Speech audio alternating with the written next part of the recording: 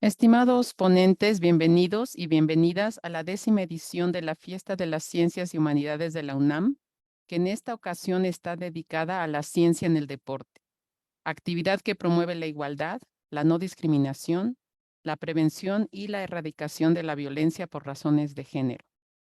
Pregunto a mis participantes si están de acuerdo en que esta plática se grabe y ceden los derechos de su imagen para la reproducción del material audiovisual que la DGDC y la UNAM consideren. Sí, De acuerdo. Gabriel. Es que no te oímos por micrófono. Bueno, pues entonces daremos inicio a este conversatorio que se titula El increíble viaje de los espermatozoides. Mi nombre es Claudia Treviño y voy a moderar esta sesión.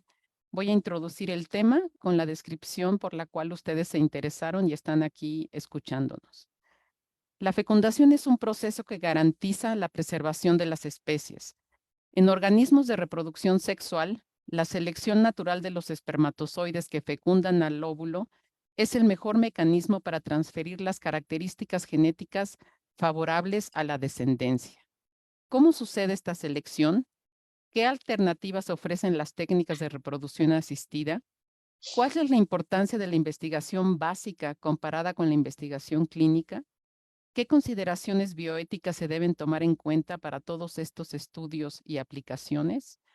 Y para conversar sobre estos temas, le doy la palabra primero.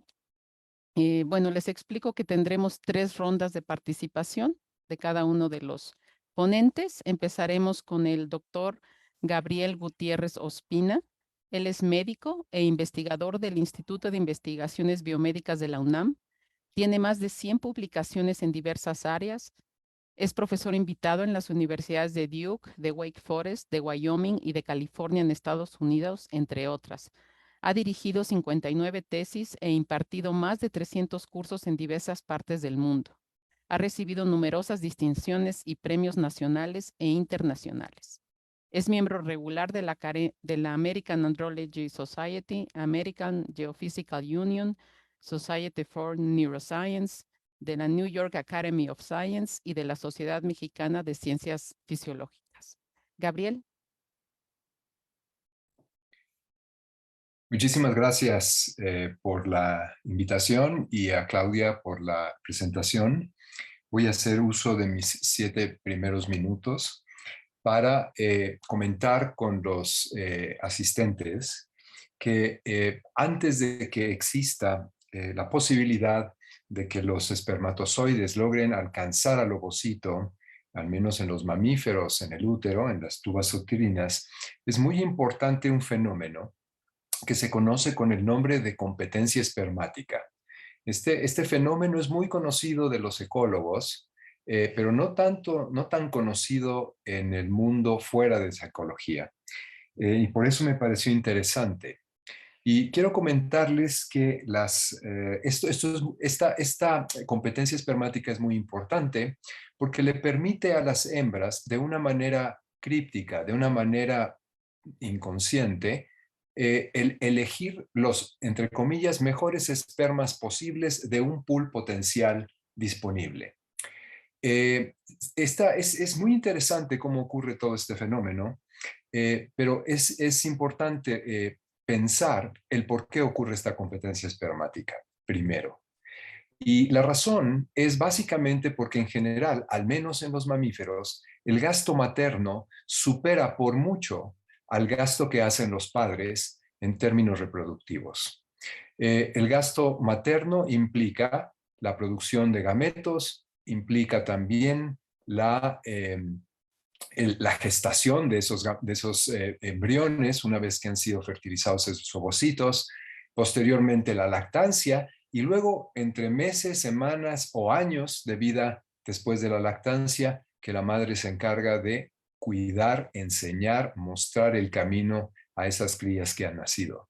Entonces, para las hembras es fundamental el tratar de que su gasto materno sea lo más bien utilizado posible. Esto lo logra a través de promover de manera inconsciente o a veces muy consciente, depende de las especies, de manera consciente o inconsciente, promover una competencia sexual entre los machos. Ella será el trofeo que de alguna manera los machos persiguen, y la forma en que esto se hace es a través de cópulas sucesivas con varios machos. Esto hace que los machos, en el momento en que eyaculan, colocan espermatozoides dentro del tracto genital femenino, y la hembra puede tener 2 o 3, 4, en el caso de las tortugas incluso 5, incluso hay especies que pueden colectar más esperma de distintos machos, y entonces de pronto los guardan allí en sus úteros, y de repente, un buen día, ellas y su cuerpo saben cuándo, los sueltan a todos y permiten que los espermatozoides de los distintos machos naveguen, por así decirlo, en el tracto genital femenino hasta alcanzar el oviducto, en donde fertilizarán al ovocito, al gameto femenino. Y entonces se transforma en una carrera en la que los espermas de distintos machos pues van compitiendo con todos los obstáculos que hay que liberar allí, además de competir con los, valga la redundancia, competidores, compiten hasta que llegan, suponemos, los mejores espermatozoides. Llegan los bold de los espermas, ¿no? De cada uno de los machos, o de un macho en particular que fue el que ganará la fertilización. Entonces, este fenómeno es central porque permite tener una primera selección de los ovocitos en ambientes naturales, no tanto así, que como ya lo veremos más tarde, en ambientes artificiales, que habrá en unos minutos más adelante posibilidad de platicar cómo se eligen esos espermatozoides por parte de los experimentadores. Entonces acá es el propio tracto genital femenino quien se encarga, o el lugar en donde ocurre esta competencia, para que pues los espermatozoides mejores, insisto, o al menos eso pensamos, sean aquellos que fecundan a los ovocitos. La competencia se vuelve un poco más complicada cuando solamente, como en el caso humano en general, solamente se ovula un ovocito. Pero hay especies que ovulan muchos ovocitos. Por ejemplo, las ratas pueden tener 15 crías. Entonces allí lo que ocurre es que en estas hembras multiparitales, lo que ocurre es que distintos porcentajes de las crías resultan de los distintos machos con quienes copuló. Entonces tiene una mezcla en su camada de hijos o hijas de distintos padres.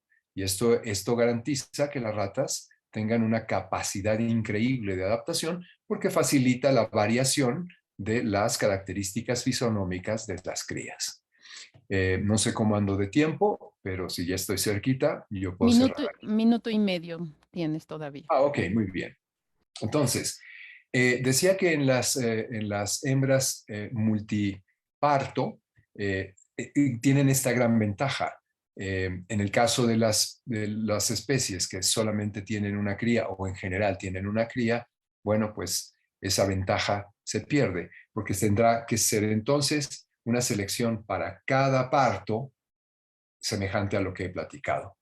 De tal manera que en una sola generación, en el caso de las ratas, por ejemplo, en una sola generación tenemos crías de una gran variabilidad genética y fenotípica, o sea, sus rasgos fisonómicos son muy variables, aunque se parezcan todos, en realidad no son tan parecidos ya en los detalles, mientras que en el caso, por ejemplo, del ser humano, pues se ganará un poco más de variabilidad si en partos consecutivos, si se cambia de pareja.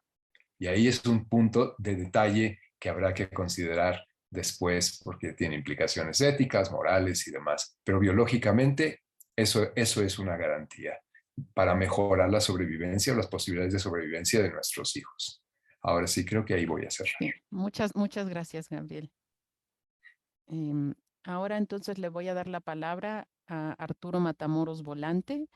Él se graduó con mención honorífica como biólogo por la Universidad Nacional Autónoma de México en 2016 y como maestro en ciencias bioquímicas, también con honores en el año 2017. Actualmente es candidato a doctor en ciencias bioquímicas por la misma universidad. 7 minutos, Arturo. Hola, Club. Muchas gracias por la invitación. Muchas gracias a los demás participantes. Y lo que yo quiero hablar es un poco retomar una de las cosas que dijo el doctor Gabriel sobre esas cosas que pasan dentro del cuerpo de las hembras para que los espermatozoides puedan fecundar. Y voy a terminar con esta frase, voy a intentar ser breve, pero voy a terminar con esta frase, que realmente todavía no sabemos lo que pasa dentro del cuerpo de las hembras. Todo lo inferimos, todo lo suponemos, y de las cosas que podemos estar seguros es que todavía falta mucho por investigar. Y antes de llegar a esta conclusión, quiero que piensen en esto, el espermatozoide como una célula tan particular, ya que es, entre otras cosas que tiene de características, es la única célula del cuerpo, en el caso de los humanos, hasta donde sabemos, que se produce en un organismo y su función va a tener que llevarse a cabo en otro organismo. Y para hacer esto tiene que enfrentar un ambiente totalmente diferente al que está, en el que es desarrollado, y es donde van a producirse la fecundación.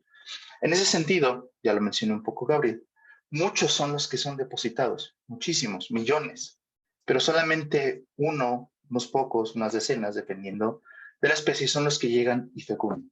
Y de ahí para adelante es otra historia que esta vez no vamos a contar. Pero entonces, ¿qué sucede en los espermatozoides? ¿Qué los hace tan únicos? Bueno, pues desde hace muchos años que se descubrieron a los espermatozoides, desde el 1677, Leeuwenhoek con su microscopio rudimentario los pudo observar. Y a partir de entonces hubo muchos debates de cuál era su papel en la fisiología y cuál es su papel en la reproducción. Se sabía que eran necesarios, pero no se sabía cómo.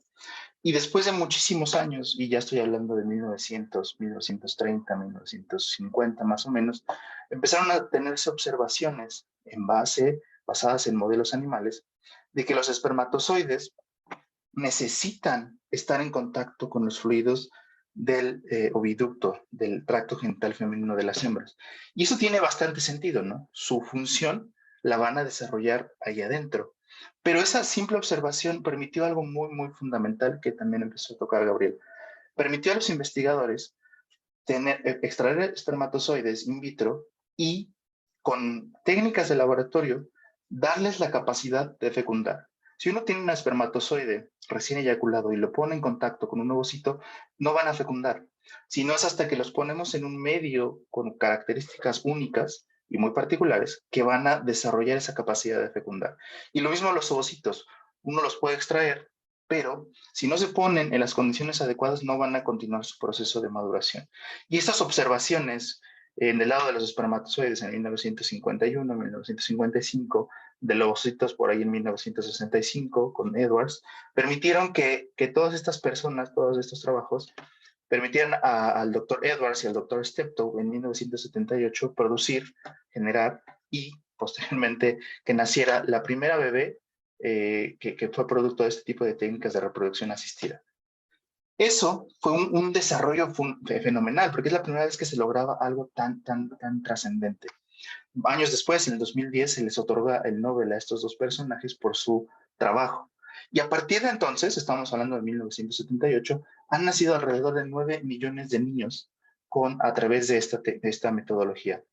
Y eso nos ha permitido pues tener el desarrollo de nuevos temas de investigación. Ahora muchos de los temas de investigación en el área de reproducción están centrados en el desarrollo de mejoras que permitan tener mejores resultados durante este tipo de protocolos de reproducción asistida.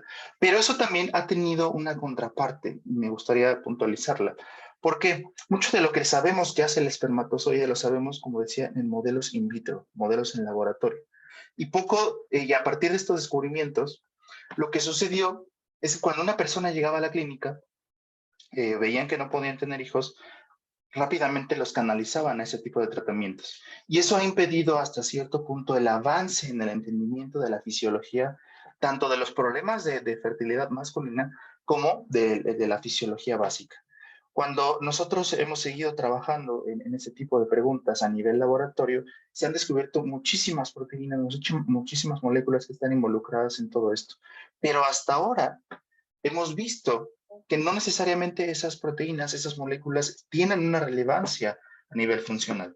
Experimentos que se hacen en vivo no necesariamente reflejan los resultados que tenemos in vitro. Entonces estamos entrando a un mundo en donde lo que pasa dentro del tracto de la hembra, como decía el doctor Gabriel, es algo tan maravilloso, tan sofisticado, que permite la selección del espermatozoide. Y aún así, con todos esos procesos de selección, hay veces que ese espermatozoide quizá no es el mejor y hay otro tipo de problemas. Pero aún así tenemos a la humanidad creciendo y al negocio y a la ciencia de la reproducción asistida en constante auge. No sé cómo estoy de tiempo, Claudia. Minuto y medio te queda. Ok, gracias. Entonces, en este sentido, lo que me gustaría comentarles es eso. Tenemos una vertiente de dos cosas: la fecundación natural, la fecundación in vitro. ¿Qué problemas nos ha traído? Ya se los venía mencionando. Ese como desaceleración en el entendimiento de los problemas que causan infertilidad masculina. Pero también ese tipo de metodologías nos ha permitido que muchas parejas hoy día que tenían problemas para concebir puedan tener hijos. Y eso a diferencia de muchas enfermedades, cuando uno llega al doctor con cualquier enfermedad, pues te hacen pruebas, te hacen muchas cosas, puedes tener una incapacidad debido a estas enfermedades, pero cuando tú no puedes tener hijos, realmente no se considera una enfermedad. Entonces es un problema para nosotros como científicos, pero claramente es un beneficio para todos los padres de esos 9 millones de niños actualmente que están naciendo. Y vamos a retomar más adelante cuando sea la siguiente ronda. Muchas gracias, Clara. Gracias, Arturo. Bueno, vamos a continuar con Paulina Torres Rodríguez. La experiencia laboral en materia de investigación de la maestra Paulina Torres comprende laboratorio de biología celular, laboratorio de biología de células troncales, unidad de diagnóstico y biología molecular en la Facultad de Medicina de la UAM, el Hospital del Niño Morelense y el Consorcio de Fisiología del Espermatozoide del Departamento de Genética del Desarrollo y Fisiología Molecular en el Instituto de Biotecnología de la UNAM. Paulina, por favor. Un placer el día de hoy acompañarlos aquí en este conversatorio. A mí me gustaría hablar un poco, antecediendo de todo lo que nos introdujeron el doctor Gabriel y el maestro Arturo, más bien del problema ético que se tiene en las clínicas de fertilidad. Bueno, en realidad, viendo pues cuál es el límite de entre lo posible y lo correcto hacer mediante estas técnicas de reproducción asistida. Y bueno, pues les platico un poco de que el problema de infertilidad, pues viéndolo desde el punto de vista epidemiológico, pues afecta entre un 10 y un 15% de la población mundial. Y esto pues por muchísimas causas, ¿no? Desde postergación de la maternidad, por muchos motivos en general, tanto profesionales, laborales, sociales, ¿no? Y bueno, es un problema que se va agravando fundamentalmente pues en la actualidad, ¿no? Y bueno, ya que llega el momento en el que una pareja decide tener un primer hijo, pues ahí vienen estos problemas y la introducción de estas técnicas que nos han permitido colaborar o solucionar todos los problemas de infertilidad, ¿no? Y bueno, actualmente, bueno, desde hace ya años, la consulta médica por causas de infertilidad es cada vez mayor. Se han convertido en un verdadero problema de salud pública, ya es considerado un problema de salud pública.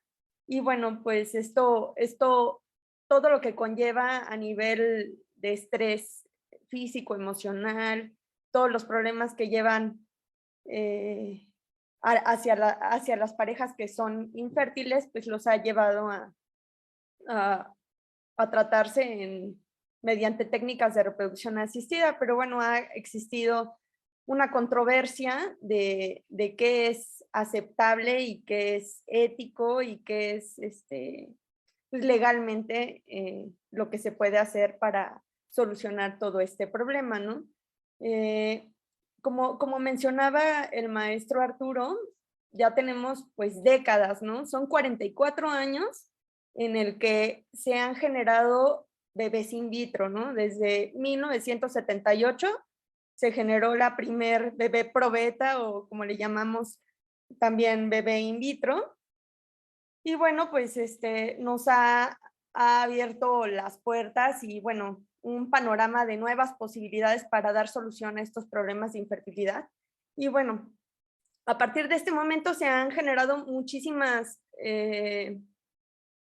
causas por las cuales pues podemos tomar iniciativa con la ética, de ver qué es posible, qué es ético.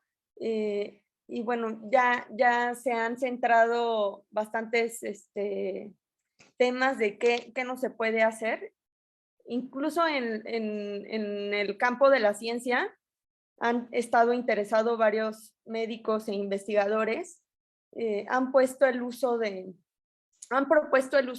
embriones, los embriones que sobran en las clínicas de reproducción, o los que son criopreservados y ya no los han utilizado las parejas, bueno, y se han propuesto para que se hagan ensayos o experimentación a nivel científico. Y bueno, quizás ya existen más controversia entre que si eso es posible o no, y bueno, ya han generado varios puntos de importancia que pues podemos tener en cuenta para acatar si es aceptable, si es bioético, si es posible, ¿no?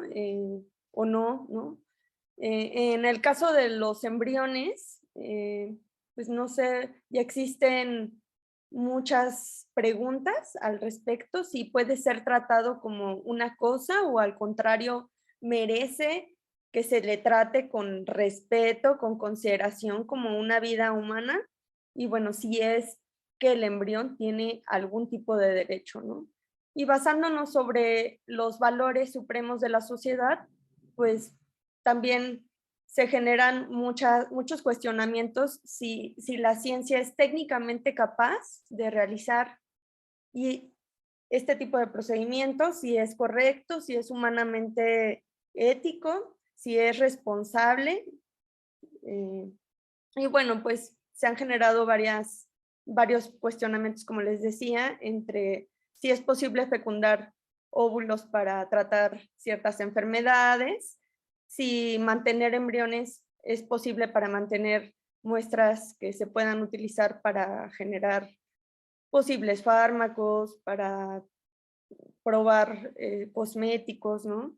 Y bueno, utilizar industrialmente a estos embriones para importar o exportar hacia otros países, ¿no? Y si es éticamente posible utilizar la fusión de embriones para generar quimeras. Y bueno, en general, pues si se pudieran, como lo mencionaba anteriormente, utilizar este tipo de embriones con fines de investigación o fines militares. No sé cómo voy de tiempo, doctora Claudia. 50 segundos. Ok, y bueno, pues sí, me parece relevante, pues poner de manifiesto que podemos poner de ventaja y desventajas en este uso de técnicas de reproducción asistida, si es posible o no tratar los procedimientos con pinzas, qué tan adecuado sería utilizar todos los productos que se generan a través de estas técnicas. Bueno, yo creo que aquí Sí. me quedaría para dar paso a la siguiente ronda. Gracias, Paulina. Bueno, entonces pasamos directamente a la siguiente ronda, donde tienen 5 minutos. Por favor, Gabriel, iniciamos contigo. Sí, bueno, continuando con la historia que planteé en el primer segmento, lo que me gustaría ahora hacer es platicar que así como hay características del tracto genital femenino que favorecen esta competencia, también el semen tiene una serie de características que establecen las posibilidades de distintos sémenes, por decirlo de alguna manera, en tener la fortuna o no de fertilizar a ese o esos ovocitos. Hay muchos factores que se producen allí. Se produce, por ejemplo, azúcar, se producen bicarbonato que permite bajar el pH vaginal para que los espermatozoides sobrevivan porque mueren con pH ácido. Se producen prostaglandinas que favorecen la contracción del útero y el transporte de estos espermatozoides al interior. O sea, no solamente es que la hembra promueva la competencia, sino que los machos se preparen para esa competencia. ¿Y cómo es que se preparan esos machos? Pues de una forma interesantísima. Resulta que pueden juzgar mediante claves, particularmente olores, pueden juzgar si la hembra ha estado o no con un compañero sexual anteriormente. Si el macho que sigue en una segunda cópula reconoce olores de otro macho previo, entonces lo que hace, de alguna manera, que tampoco sabemos, es que mejora la calidad de su semen. Aumenta la cantidad de espermatozoides en él y mejora el contenido bioquímico de este semen para incrementar las posibilidades de vencer al semen del macho que le precedió. Si la competencia llega a un tercer macho y ese tercer macho se da cuenta que hubo dos anteriores, entonces puede decir, bueno, ya competir contra dos es demasiado.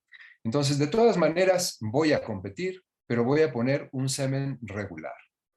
Y si llegan otros machos, lo que va ocurriendo es que la cantidad de semen y de espermatozoides y la calidad va decayendo en función del número de machos que van entrando en esta competencia. Y los mecanismos que regulan digamos, eyaculación diferenciada en función de la competencia espermática y de la competencia sexual en torno a una hembra, nadie los conoce. No tenemos la menor idea, porque se supone que la eyaculación es un fenómeno reflejo.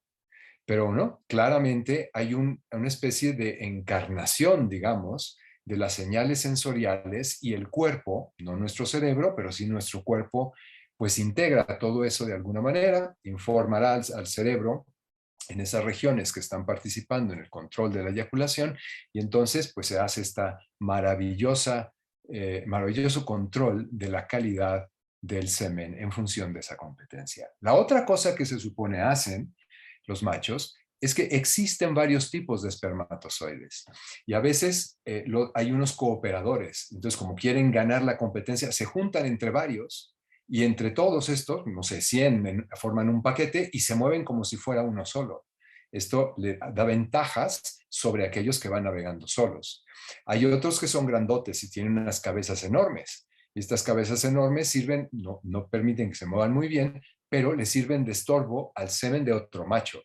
Entonces se supone que hay varios tipos que no están claramente demostrados, varios tipos de espermatozoides, pero bueno, se dice que hay unos que se encargan de asesinar a los espermatozoides de los otros que son los estorbantes, estos cabezones que no se mueven muy bien, y los otros que son los que realmente son los atletas consumados que van a intentar fertilizar a los ovocitos de las hembras en las que se depositan estas células. Y creo que se cubrieron mis 5 minutos.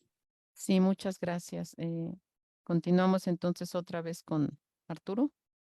Sí, y muy interesante todo lo que menciona Gabriel y algo que los que estudiamos biología, algo que siempre mencionamos es que todo va a ser dependiendo de la especie. Todo lo que yo les platiqué, más que nada está centrado en la parte del humano. Todo lo que Gabriel nos platicó está centrado en unas cuantas especies de animales. Y si vemos muchas otras especies, cada una tiene su propia estrategia reproductiva, sus propios problemas y sus propios tipos de competencia precopulatoria y quizá postcopulatoria. Y en ese sentido, me gustaría recalcar que los espermatozoides son un tipo de células que se producen en millones y se depositan en millones. Y aún así, solamente son pocos los que llegan, ya los había mencionado. Pero, ¿qué es todo eso que ocurre en el tracto genital femenino? Realmente estamos intentando empezando a comprender.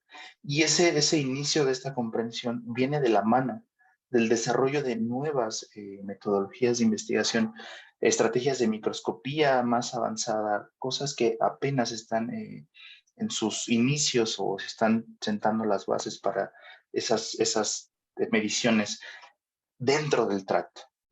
Y también quizá va un poco de la mano con lo que mencionaba Pau sobre la parte de la ética, ¿no? Hasta dónde es ético nosotros poder hacer experimentos intravitales en un animal. Eso es otra metodología. Yo quiero seguir hablando de esto tan maravilloso que pasa dentro del tracto. A pesar de que los espermatozoides son capaces de moverse, pueden hacer este tipo de estrategias que mencionaba Gabriel, el tracto genital por sí mismo también apoya a ese viaje. Nosotros sabemos hoy día que hay movimientos de la musculatura que está en el tracto genital, hay movimientos de fluidos que también permiten que los espermatozoides vayan de un lado a otro. Y también los espermatozoides tienen la capacidad de contender con esos cambios. Pero hay otras especies, insisto en esta frase de que depende de la especie, en donde los espermatozoides van a llegar después de la cópula y se van a unir a las paredes del tracto genital y ahí se van a quedar guardados un día, dos, tres, incluso hay especies donde se almacenan meses y sobreviven ahí y después de la reactivación del organismo, después de un periodo de frío en el invierno, esos espermatozoides se liberan otra vez de alguna forma y van a hacer la fecundación. Entonces, el tipo y cantidad de estrategias que están presentes en el tracto genital femenino son hasta ahora me parece que incomprensibles y muy sofisticadas. Entonces vale la pena empezar a ver eso y empezar a intentar aplicar todo lo que sucede allá adentro acá afuera. Nosotros cuando, bueno, la gente que se dedica a reproducción asistida hace el protocolo y luego lo pone dentro del tracto y vamos a ver si todo funciona bien. Pero confío yo que en un futuro vamos a ver lo que pasa adentro, vamos a replicarlo afuera para producir esos embriones in vitro y vamos a volverlo a aplicar dentro del tracto para poder tener, garantizar un proceso con las mayores estándares de seguridad a nivel biológico. No sé cómo estoy de tiempo, Clau. 1 minuto 20 te queda. Gracias. Entonces, en ese sentido, pues les quería hacer ese énfasis, ¿no? Cómo todo lo que sucede dentro del tracto tiene esta vital importancia. Y otra cosa que les quería mencionar, que mencioné también hace rato, quería retomarla, es muchas de las cosas que hoy hacemos in vitro y que se han descubierto y que son como cuando uno lee los artículos relacionados al proceso de preparación de los espermatozoides, los tomamos como definitivos, como marcadores. Y algo que hemos aprendido a raíz del estudio de la fecundación, digamos, in situ, en el lugar, hemos dado cuenta que estos fenómenos que creíamos tan importantes no lo son. Y ahora no entendemos qué pasa. Y si eso tan sencillo tiene una gran diferencia, ahora, ¿qué cosas estará produciendo a la progenie que se está formando a través de técnicas de reproducción asistida? ¿Qué tantas modificaciones les estamos haciendo? Entonces son otra área de investigación también muy importante que tenemos que empezar a voltear a ver. ¿Qué le pasa? ¿Cuál es la consecuencia de toda esta manipulación de los gametos, embriones y del proceso de implantación? Son cosas que estaría muy interesante retomar en el futuro. Gracias. Gracias. Paulina, 5 minutos. Gracias. En realidad a mí me gustaría puntualizar, como había mencionado, todos los problemas éticos que existen en las clínicas de fertilidad, ¿no? Es posible actualmente criopreservar espermatozoides. Se ha demostrado también a raíz del paso de los años que también es posible criopreservar un ovocito o óvulo, como lo conocemos. Sin embargo, también pues ya hay avances e incluso han podido criopreservar en estas clínicas de fertilidad a embriones completos, ¿no? Ya una vez que a través de técnicas particulares inyectan un espermatozoide en un óvulo, lo han podido generar ya cuando ya empiezan estas divisiones, es posible ya al cabo del tiempo criopreservar y decidir, tomar la decisión de si ese bebé es posible implantarlo o no, ¿no? Si se desea criopreservar para un futuro, ¿no? Para donación de embriones, etcétera, ¿no? Entonces es importante retomar estos aspectos bioéticos, ya que actualmente en nuestro país existen alrededor de, no sé, 150,000 embriones congelados y esta cifra pues crece día con día y va creciendo exponencialmente año con año. Entonces, el destino de estos embriones es incierto. No se sabe pues, qué va a pasar con ellos, si la pareja decide seguirlos manteniendo en esa clínica, si decide trasladarlos a otra clínica por cuestiones monetarias, ¿no? Y pues no se sabe bien a bien qué tanto puede tomar de decisión esta clínica eh, para, para poder hacer uso de estos embrioncitos, ¿no? Actualmente, pues no, o sea, ya tenemos 44 años en los que se han generado estos bebés in vitro y actualmente no se han logrado crear un marco ni bioético ni normativo que apoye el desarrollo pues, de estas tecnologías pues, correctamente, ¿no? El incremento de la investigación pues, en esta área crece día con día y es necesario otorgar una cierta certeza jurídica en las parejas, en las clínicas de fertilidad, como lo he mencionado hasta el momento, establecer normas legales y sanciones tanto a las clínicas, porque ya se sabe que, bueno, nosotros tenemos pues cuestionamientos de lo que sí es éticamente responsable, como lo había mencionado anteriormente. Actualmente se sabe que en México hay muchísimas clínicas de fertilidad, hay infinidad en todos los estados de la República, sin embargo no se cuenta con comités de bioética ni la legislación prudente y correcta para poder sancionar y regular todos los procedimientos y pues todo lo que ocurre en estas clínicas de fertilidad. Actualmente existe el cuarto párrafo de nuestro máximo ordenamiento legal, en la fracción del 16º artículo 73 de la Constitución que tenemos en nuestro país y bueno, que emite leyes sobre la salubridad que existe en general, que deben de acatar estas clínicas de fertilidad para retomar un tema tan importante como es la reproducción humana asistida, ¿no? Y bueno, no todo es malo en cuanto al implemento de estas técnicas de reproducción asistida, también existen ciertas ventajas que hay que destacar, pues en la actualidad han hecho posible que las parejas pues puedan tener hijos, ¿no? Y crear una esperanza en donde no la había, ¿no? Quizás también se han podido generar a través de selección genética y evitar enfermedades genéticas que puedan tener tanto la mamá o el papá, ¿no? Y actualmente en México, pues también existen precios accesibles, a diferencia de otros países, que son gastos exorbitantes en los que tiene que hacer las parejas. También diría que la tasa de éxito que tienen estos procedimientos a través de técnicas de reproducción asistida, pues es muy alta, ¿no? Porque ya existen tanto la fecundación in vitro como la inyección intracitoplásmica, ambas tienen precios Paulina, si que puedes ya son, cerrar tu claro que sí, comentario. claro que sí.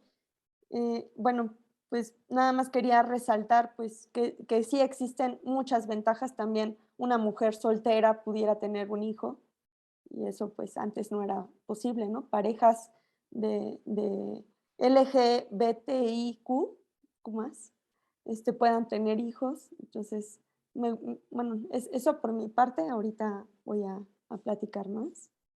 Gracias, Paulina. Vamos a hacer una ronda de cierre. Cuentan con 3 minutos para su comentario final y luego pasaríamos a preguntas si hubiera en nuestra audiencia. Gabriel. Bueno, pues a mí me gustaría cerrar un poco retomando el asunto del almacenamiento de los espermatozoides en el tracto genital femenino. Esto se lleva a cabo en algunas especies, es controversial en el ser humano, pero en muchas especies de mamíferos se ha ubicado la existencia de algo que le llaman espermatecas, que son básicamente bibliotecas de espermas, en las cuales los espermas de distintos machos pueden ser almacenados como ya había mencionado Arturo, por semanas, meses e incluso años. Y entonces, cuando estas espermatecas, cuando hay la condición endocrina, hormonal de la hembra adecuada, entonces pues se liberan estos espermatozoides que estuvieron almacenados por mucho tiempo. Y quiero nada más hacer la vinculación de que estudiar estas espermatecas va a ser en el futuro central para poder reconocer cuáles son los factores a través de los cuales los espermatozoides se mantienen vitales y viables completamente en almacenaje. Hay que recordar que muchas de estas células se guardan en frío en las clínicas, mientras que en el cuerpo de las hembras las espermatecas están a temperatura corporal. Algo debe ser fundamental para poder mantener viables embriones, fetos, espermatozoides, ovocitos, en términos de temperatura, tal que pues la hembra tiene sus especializaciones que le permiten mantener la temperatura óptima. Entonces, creo que ya por ahí termino mis 3 minutos, ¿verdad?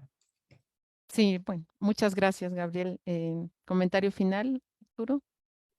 Mi comentario final va muy de la mano a lo que menciona Gabriel. Yo creo que lo importante de todo esto y el mensaje que me gustaría dar para ustedes es que es necesario seguir investigando, es muy importante seguir investigando, porque no lo sabemos todo y lo que sabemos es una parte de ese todo, y quizá esa parte no nos está diciendo no nos describe cómo se comporta la realidad. Es muy importante hacer investigaciones in vitro, es muy importante hacer investigaciones a largo plazo que nos permitan saber esto, ¿no? Y bien lo dijo Gabriel con ese ejemplo, el almacenamiento ocurre a una temperatura y nosotros en el laboratorio hacemos otra. ¿Eso tiene una consecuencia? Seguro que sí. Sabemos qué les ocurre a esos embriones y a esos bebés, a esos niños, a esos adultos, algunos de ellos ya son adultos. Sabemos qué les ocurre, pues también se está trabajando en eso y esperamos tener mejor información para garantizar, uno, el acceso a estas tecnologías para todos, y dos, garantizar la inocuidad de todas estas tecnologías. Y con eso cierro. Muchas gracias, Claudia. Gracias, Arturo. Paulina, tu comentario final. Claro que sí, pues estamos en pañales. Todavía es imposible llegar a la realidad, ¿no? Con las investigaciones, equiparar a lo que ocurre naturalmente, estamos en pañales, realmente. Lo que ocurre en la clínica, pues sí, es un avance muy importante. Sin embargo, resaltaría que, pues sí, un bebé es un milagro y lo estamos creando nosotros, bueno, en general como humano, ¿no? No sabemos bien a bien si un bebé, por ejemplo, que es hecho in vitro, pueda tener ciertos problemas, ¿no? A raíz de que se está seleccionando un espermatozoide que bien a bien es a ojo, no sabes si está bien, ¿no? Genéticamente, ¿no? O sea, nada más lo seleccionan mediante ver si se mueve bien, si tiene cabeza de tamaño promedio, si tiene su flagelo, obviamente, ¿no?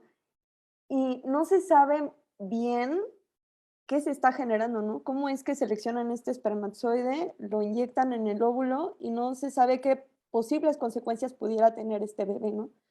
No se sabe si pudieran tener posibles problemas de salud estos individuos que se están generando tras las técnicas de reproducción asistida. Se sabe que ahora se pueden seleccionar y decir, bueno, yo como mujer quisiera implantarme 2 bebés, ¿no? En las clínicas pues ya está regulado si se puede 1, 2, 3, 4, ¿no? O sea, ya está regulado cada clínica y tiene un comité y bueno, también éticamente y el médico lo regulará entre pues, cuántos bebés serán posibles, ¿no?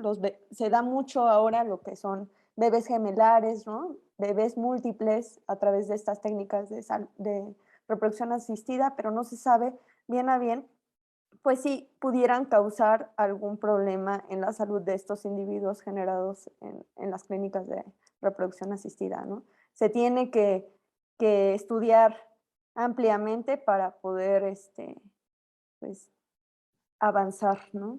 Con esto cerraría. Muchas Muchas gracias. gracias. Gracias, Paulina. Bueno, vamos a pasar a las preguntas. Tenemos alguna. Diana Canul nos pregunta, ¿dónde se generan los espermatozoides? No sé quién quisiera contestar. Por favor, Gabriel. Bueno, pues los espermatozoides se generan en los testículos de los machos, en una serie de células, es una serie de células que va originándolas poco a poco a través de un proceso de transformación, de ser una célula redonda, acaban siendo células flageladas con sus cabecitas que todo el mundo reconoce. La forma que tiene, sin embargo, el espermatozoide difiere también entre las distintas especies. Pero bueno, los espermatozoides se producen en el testículo a través de un proceso que se llama espermatogénesis. Ajá.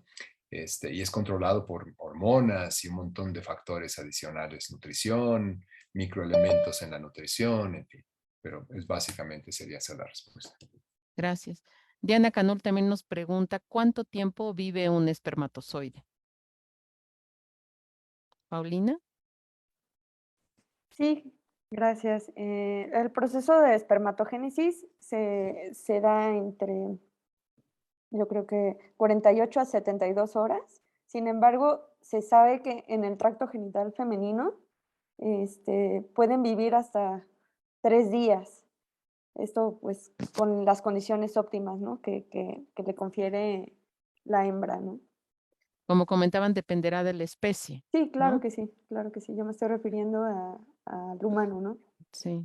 ¿Algún otro comentario del tiempo que vive un espermatozoide en otra especie? Bueno, también in Sí. vitro afuera de en condiciones de laboratorio, pues no mucho tiempo, ¿no? Yo creo que en los estudios en investigación no duramos más de 24 horas, estudiándolos. Y Ok. yo creo que también para complementar un poco, y como decíamos hace rato, va a depender de la especie, ¿no? Puede ser hasta meses en el caso de algunos organismos, y cabe destacar que están vivos, están como aletargados, pero vivos. Pero si también consideramos un poco lo que decía Pau, estas células se congelan y pueden estar hasta años, y hasta cierto punto de vista siguen vivos, porque cuando uno los descongela, los puede volver a echar a andar para que puedan fecundar a un ovocito. Entonces, la pregunta depende del matiz que tengamos, pero días, meses, años inclusive.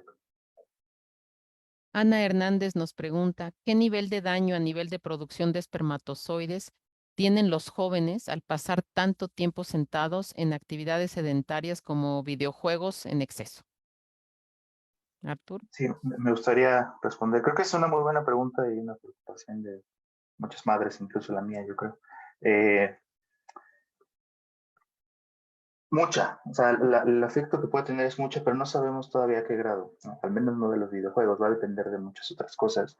Pero sí hay estudios de personas que pasan mucho tiempo sentados, como las personas que se dedican a transportar cosas, choferes, etcétera, por su trabajo y su estilo de vida, han visto que su producción de espermatozoides tiende a estar afectada.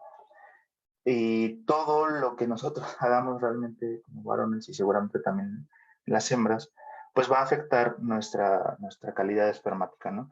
Lo que comemos, lo que hacemos, nuestro nivel de estrés, nuestra calidad de sueño, nuestra estilo de vida en general. Inclusive cosas que nosotros no podemos controlar, como el acceso o la contaminación a la que tenemos, estamos expuestos, perdón, de muchos componentes que están en muchas partes, en el agua, en la comida, etcétera. Todo eso tiene un daño que apenas estamos empezando a entender. Hay estudios muy interesantes, muy recientes, que han visto que la calidad espermática de los jóvenes va en decaimiento a partir de unos 10 años hacia la fecha.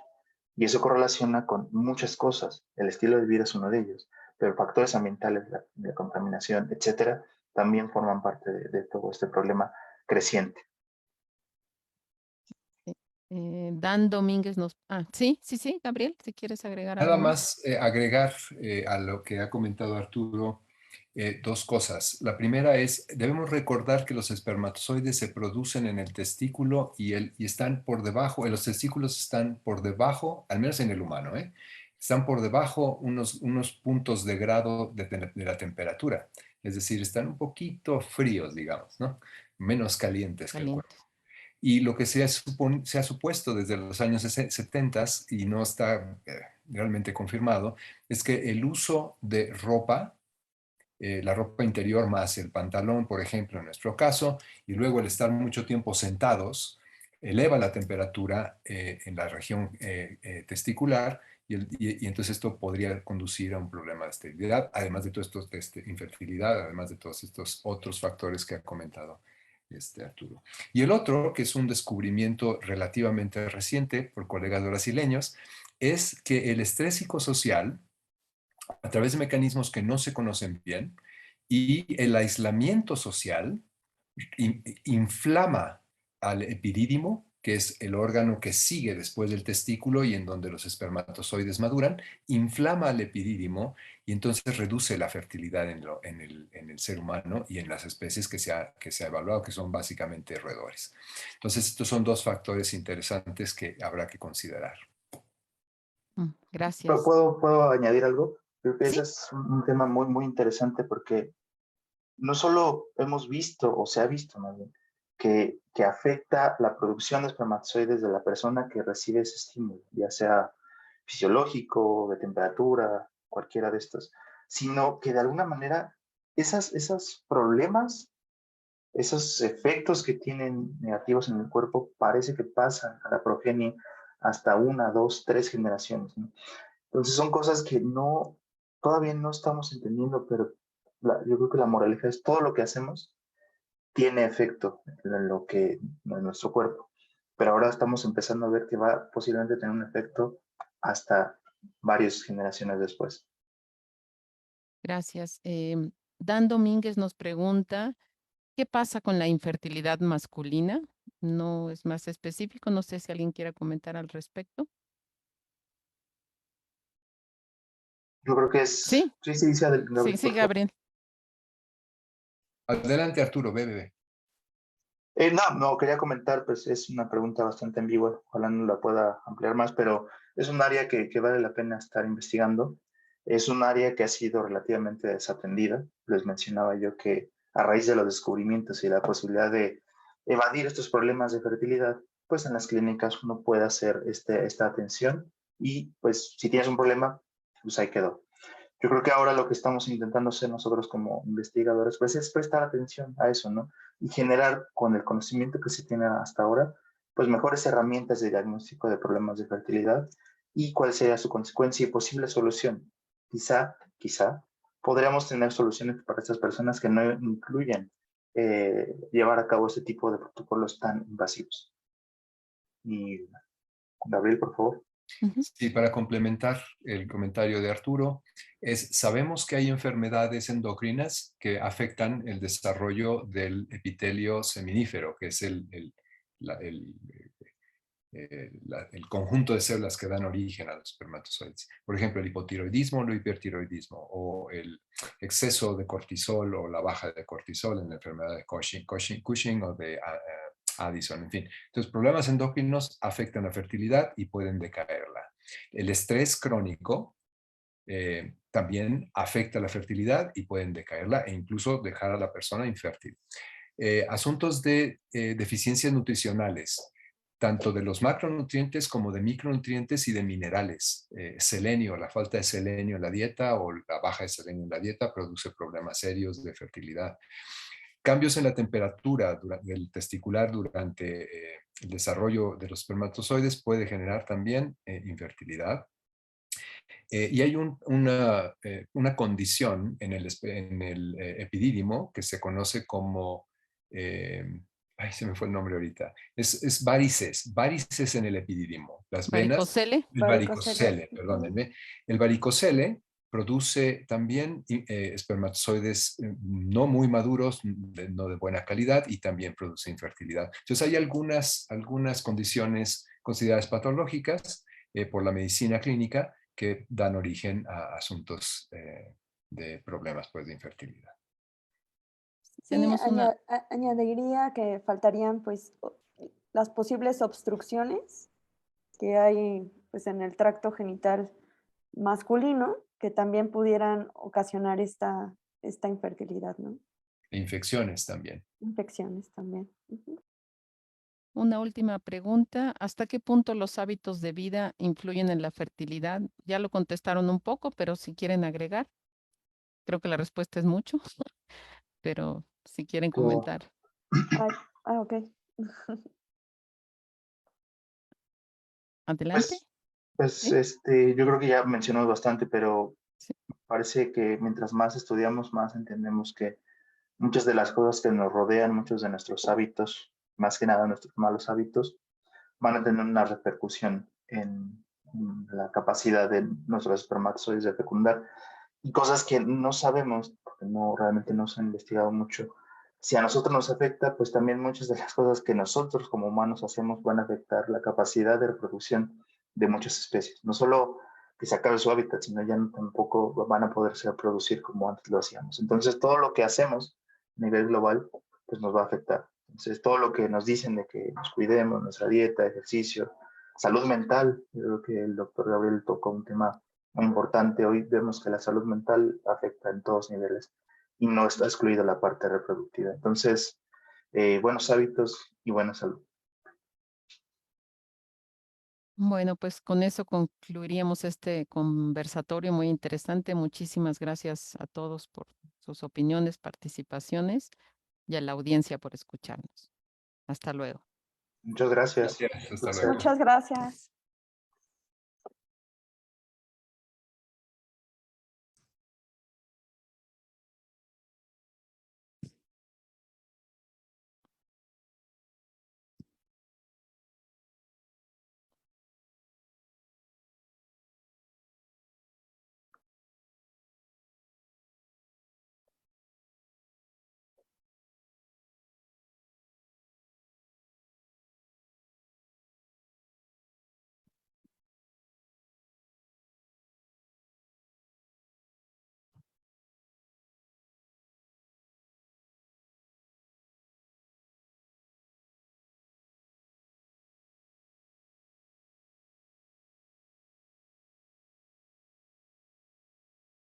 Nuestro asistente ya no nos comunica si ya terminamos, pero espero que sí.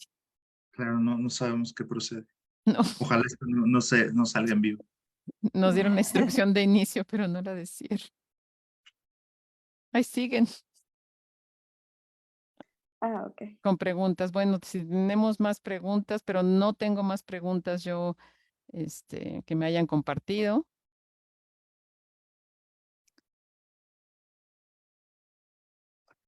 Sí, no, yo también veo el Facebook y no hay nada nuevo.